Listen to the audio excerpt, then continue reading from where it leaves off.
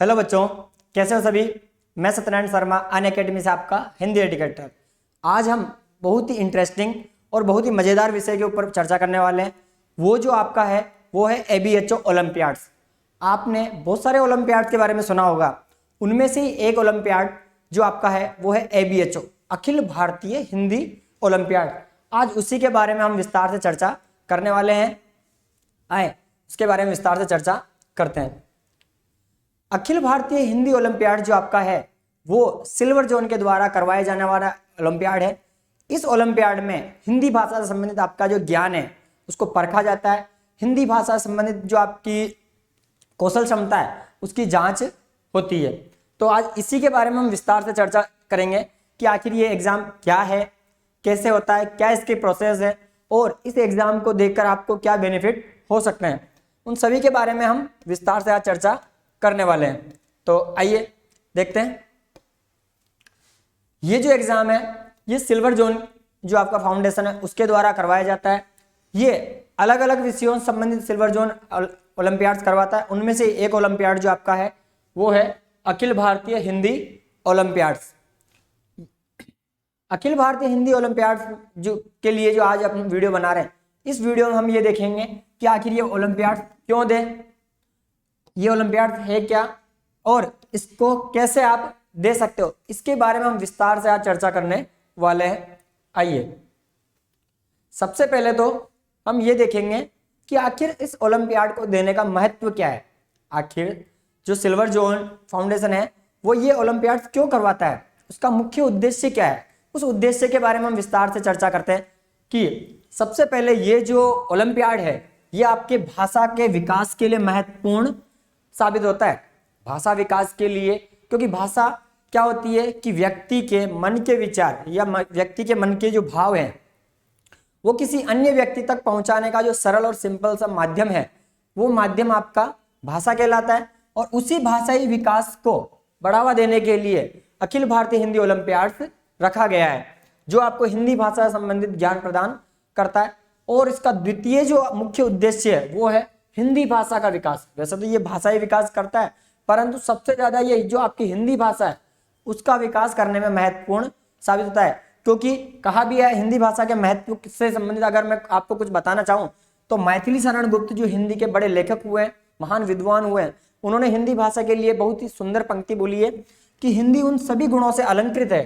हिंदी भाषा उन तमाम गुणों से अलंकृत भाषा है जिसके कारण या जिसके बल पर वह विश्व की साहित्यिक जो जितनी भी दूसरी भाषा है उनमें अगली श्रेणी में सभासीन हो सकती है।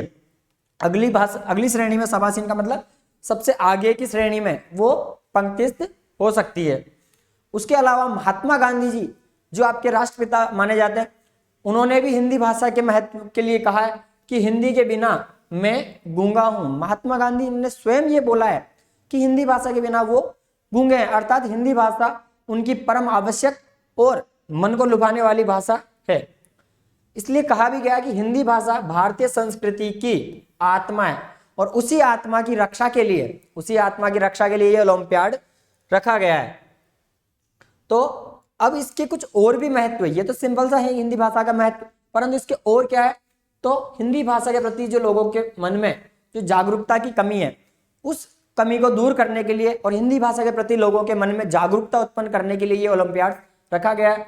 तथा हिंदी भाषा के प्रति रुचि उत्पन्न करना भी इसका मुख्य उद्देश्य है। भाषा से संबंधित आपके जीवन में आने वाली चुनौतियों का सामना करने के लिए तैयार करने का भी इसका मुख्य उद्देश्य है। और साथ ही सबसे जो मुख्य उद्देश्य उसका है वो है राष्ट्रीय स्तर पर आपकी स्वयं की क्षमता पहचानने का अवसर प्रदान करना कि आप कितना हो, आपका लेवल क्या है, उस लेवल की टेस्ट के लिए ये अखिल भारतीय हिंदी ओलंपियाड होता है जो आपको राष्ट्रीय स्तर पर अपने कौशल और अपनी क्षमता को पहचानने का अवसर प्रदान करता है।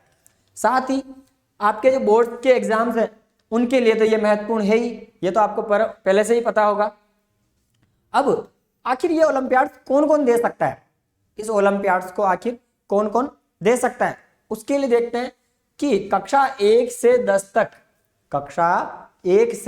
तक के सभी विद्यार्थी, चाहे वो किसी भी बोर्ड से हो, चाहे वो CBSE बोर्ड हो, RBSE हो, ICSE हो, महाराष्ट्र बोर्ड हो, गुजरात बोर्ड हो, कोई सा भी बोर्ड हो, वहां से वो बच्चा इस एग्जाम को दे सकता है। केवल इन तमाम बोर्ड से उसकी स्कूल एफिलेटेड होनी चाहिए। उसके अलावा वो भारत का मूल निवासी होना चाहिए। और सबसे जो बड़ी योग्यता जो आप में होनी चाहिए वो है आपके मन में इस एग्जाम और हिंदी भाषा के प्रति श्रद्धा और विश्वास कि आप इस एग्जाम को अच्छे से दे सकोगे और इस एग्जाम से आपका कुछ अच्छा होगा। ये अगर आपके मन में श्रद्धा है या आपके मन में विश्वास है तो आप इस एग्जाम को देने के हकदार हो। अब इसकी एप्लीकेशन प्रोसेस क्या है, कैसे इसका फॉर्म भरा जाता है, वो सारों के बारे में बात करते हैं। तो इसका जो फॉर्म है वो आप इंडिविजुअली, आप स्कूल या फिर आप खुद भी ऑनलाइन माध्यम से आप खुद भी इसका फॉर्म भर सकते हैं।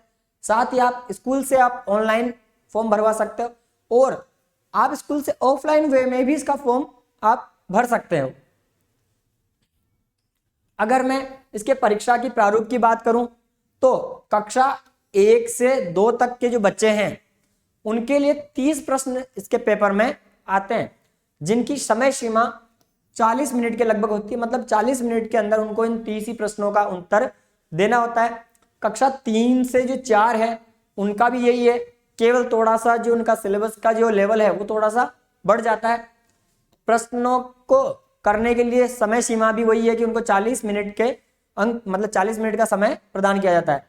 कक्षा 6 से जो 8 है उसमें प्रश्न बढ़ जाते हैं पर समय नहीं बढ़ा है। अब आप सोचोगे कि यार ये प्रश्न तो बढ़ रहे हैं और समय क्यों नहीं बढ़ा, तो ये जो बच्चे हैं इनका लेवल अलग है और आपका लेवल जो 6 से 8 के बीच है उनका लेवल अलग है। तो उनके लिए 35 प्रश्न और 40 मिनट, और कक्षा 9 से जो 10 तक के बच्चे हैं उनके लिए 40 प्रश्न होंगे और समय सीमा की अगर बात करें तो 50 मिनट का उनका पेपर होने वाला है। अब इसके चयन होने के बाद आपको क्या फायदा होने वाला है वो भी महत्वपूर्ण है कि इसका चयन हो गया तो जो प्रथम स्थान प्राप्त करता है, जो व्यक्ति इस ओलंपियाड में रैंक 1 प्राप्त करता है उसे 10,000 रुपये नगद पुरस्कार और साथ ही मेडल जो उसको प्राप्त होता है। द्वितीय स्थान सेकंड रैंक प्राप्त करने वाले को 7,500 रुपये, 7,500 रुपये का उसको नगद पुरस्कार दिया जाता है। जो थर्ड रैंक जो प्राप्त करता है उसे 5,000 रुपये का पुरस्कार आप इस ओलंपियाड के द्वारा प्राप्त होता है। और चौथे से 500वें स्थान तक, चौथे से उसके अग्रिम जो 500 बच्चे जिनका चयन होता है उनको एक उपलब्धि प्रमाण पत्र, जो एक विशेष सर्टिफिकेट होता है, उसके द्वारा उनको पुरस्कृत किया जाता है। और साथ ही जो जो बच्चा इस एग्जाम में बैठता है उन सभी को एक सामान्य जो प्रतिभागी जो प्रमाण पत्र है वो तो इन सभी को ही, इस एग्जाम में बैठने वाले सभी बच्चों को प्राप्त होता ही है। अब ये जो परीक्षा है ये कब होने वाली है, इसके फॉर्म कब और कब तक इसके फॉर्म भर सकते हो, इसके बारे में चर्चा करते हैं। ये जो परीक्षा है ये 2 प्रकार से होगी, 2 बार में होगी। पहली जो परीक्षा होगी वो आपके 2 नवंबर को होने वाली है, जबकि दूसरी जो परीक्षा है अगर आप पहली परीक्षा नहीं दे पाए तो आप दूसरी वाली में दे सकते हो जो 7 दिसंबर को होने वाली है। इस एग्जाम की लगभग प्रोसेसिंग स्टार्ट हो गई है, आप अपने अपने स्कूल्स में जाकर इसके बारे में आप देख सकते हो। जबकि इसकी जो लास्ट डेट है वो 31 अगस्त रखी गई है।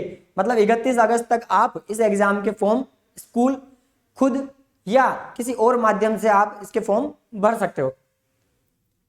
अब कक्षा 8 से जो नीचे हैं, कक्षा 8 से नीचे जो बच्चे हैं उनका जो सामान्य व्याकरण होता है, जबकि 8th क्लास का थोड़ा सा जो प्रारूप है वो थोड़ा सा बदल जाता है। उसके बारे में देखते हैं कि इनके जो सिलेबस में आखिर क्या क्या टॉपिक्स आ रहे हैं। वैसे ये देखे जाए ये सारे जो टॉपिक्स हैं ये आपके सामान्य जो आपकी NCERT है या आपकी जो नॉर्मल क्लास है उसमें होने वाले जो एनुअल एग्जाम है उसमें भी इन्हीं तरह से प्रश्न पूछे जाते हैं। सामान्य टॉपिक है, उन टॉपिक्स को आप पढ़कर आप अच्छे से ओलंपियाड प्लस जो आपकी स्कूल स्टडी है उन दोनों को एक साथ लेकर आप आराम से तैयारी कर सकते हो। जैसे वर्ण विचार सामान्य आपको आपकी जो 8th क्लास है उसके लिए भी पढ़ना है और ABHO के लिए भी पढ़ना है। इसी तरह शब्द विचार है, वर्तनी और उच्चारण है, शब्द युग्म है, वाक्य भेद है, संज्ञा सर्वनाम क्रिया, विशेषण, क्रिया विशेषण, विलोम शब्द इत्यादि जो ये सभी है वो पाठ्यक्रम आपका नॉर्मली 8th क्लास का होने वाला है। इन पाठ्यक्रम संबंधित भी आगे एक आपको विशेष रूप से एक और अलग से सेपरेट वीडियो मिल जाएगा। इसी तरह से कक्षा 9 इसमें थोड़ा सा आपका सिलेबस बढ़ जाता है बजाय 8th के, तो इसके अंदर कुछ एक्स्ट्रा पॉइंट जोड़े गए जैसे कि अनुस्वार अनुनासिक। अनुस्वार अनुनासिक आपको वैसे नॉर्मल जो आपकी 9th क्लास है उसके अंदर भी पढ़ना है। उपसर्ग प्रत्यय आपके 9th में भी है और आपके ABHO जो ओलंपियाड है उसमें भी है। इस तरह से बहुत सारे टॉपिक ऐसे हैं जो आपको नॉर्मल जो आपकी क्लासें हैं उनमें भी आपके काम आने वाले हैं। इसीलिए ABHO आपके लिए सहायक भी साबित होने वाला है। ये आपके नॉर्मल टॉपिक्स हैं। उसके अलावा जो क्लास 10th है इसमें ABHO देने वाले बच्चों के लिए बहुत ज़्यादा फायदा इसलिए होने वाला है क्योंकि बोर्ड्स में जो आपके टॉपिक्स हैं वो कहीं ना कहीं इसी से संबंधित है। जैसे आपका समास 4 नंबर का है, आपके बोर्ड्स में भी आ रहा है। उसके अलावा वाक्य के जो भेद है, सरल, संयुक्त इत्यादि वो आ जाएंगे इसके अंदर आपके। और इसके अलावा सामान्य जो व्याकरण है वो आपकी जो आपके ये मुहावरे हैं आपके चैप्टर्स के। उसके अलावा जो सामान्य व्याकरण है जिसके कारण आप वाक्य से संबंधित अशुद्धियां करते हो या लिखते टाइम जो वर्तनीय अशुद्धियां होती है आपकी, उन तमाम अशुद्धियों को आप ABHO एग्जाम की प्रैक्टिस से आप दूर कर सकते हो और आपकी जो लिखने की जो झिझक है उस झिझक को भी आप आसानी से खत्म कर सकते हो। तो ये आपका ABHO एग्जाम से संबंधित जो आपके डाउट्स थे उन तमाम डाउट्स को आज हमने देखा। अब आने वाले वीडियोस में आप जो ABHO एग्जाम्स की जो अनाउंसमेंट डेट है कि हम यहाँ पर एक बहुत ही अच्छा कोर्स लॉन्च करने वाले हैं, उस कोर्स के बारे में हम विस्तार से आने वाले वीडियो में आपको बता देंगे कि जो अनअकैडमी है कब आपके लिए कोर्स लेकर आ रहा है। और बहुत जल्द ही 8th क्लास से 9th और 10th इन तीनों क्लासों के लिए ABHO की जो प्रैक्टिस सीट्स है वो और जो प्रैक्टिस क्लासेस है वो आपको तुरंत जल्दी ही मिलने वाली है। तो मिलते रहें ऐसे ही, और इस तरह के और भी वीडियोस आपको टाइम टाइम पर मिलते रहेंगे। Take care, bye.